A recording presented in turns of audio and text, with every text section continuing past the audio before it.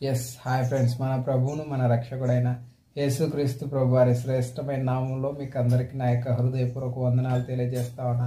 నా ఆరోగ్యం కొరకు ప్రార్థన చేసిన నా ఆత్మమిత్రులందరికీ, నా ఆత్మ బంధువులందరికీ నా యొక్క హృదయపూర్వక ధన్యవాదాలు, వందనాలు తెలియజేస్తా ఉన్నా. నా ప్రియమైన సోదరి సోదరులారా, మొన్నటి దినాన ఫిట్స్ వచ్చి దాదాపు ఒక 3 రోజులుగా నేను నాన్ అబ్జర్వేషన్లోనికి వెళ్ళిపోతూ వచ్చాను.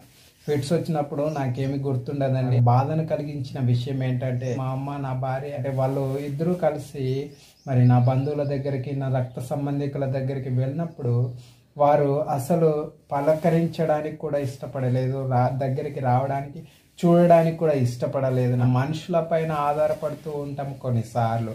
దేవుని యొక్క వాక్యం మనకేం చెబుతూ ఉంది అని అంటే, మనుషులను నమ్ముకొనుట కంటే యెహోవాను ఆశ్రయించుట ఎంతో మేలు అని చెప్పి దేవుని యొక్క వాక్యము మనకు ఎంతో స్పష్టంగా మాట్లాడుతూ ఉనంటే, మనం మాత్రం మనుషుల యొక్క ప్రేమను ఆశ్రయిస్తూ ఉంటాం. నా ప్రియమైన సహోదరి సహోదరుల, ఎందుకు అనంటే నాకు ఫిట్స్ మరి కొన్నిసార్లు ఎందుకు వస్తూ ఉన్నాయని అంటే, నాకు ఇక్కడ ఆపరేషన్ చేసిన చోట తలపైన పుర్రె ఎముక లేదు కదా, తలపైన ఇక్కడ కేవలం చర్మం మాత్రమే ఉంది కదా.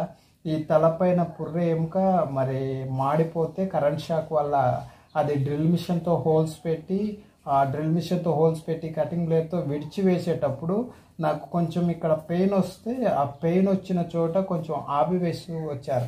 ఆ మాడిపోయిన ఎముకను పెయిన్ వచ్చిన చోట ఆపివేయడం జరుగుతూ వచ్చింది. దానివల్ల కొన్నిసార్లు ఇలాగా ఫిట్స్ రావడం జరుగుతూ ఉంది.